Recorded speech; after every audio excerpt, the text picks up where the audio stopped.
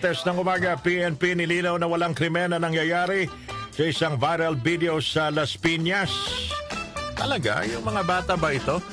Ibalita mo, Angel Garcia. Angel, please come in, Angel.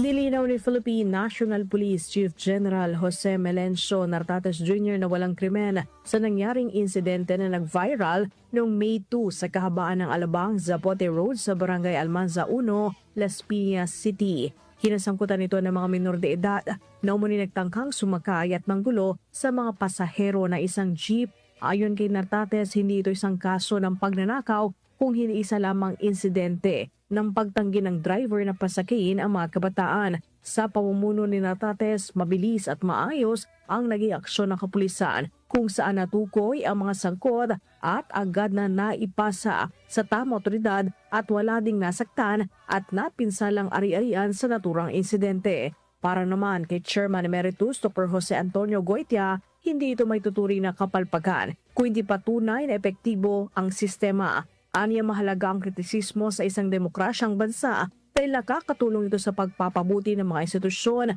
Ngunit kapag nawawala ang tamang balanse, nagiging sanhi ito ng takot sa halip na malinaw na pag-unawa. Samantala, inendorso na ang mga nasabing kabataan sa Department of Social Welfare and Development para sa angkop na interbensyon alinsunod sa mga protokol sa pangangalaga ng bata.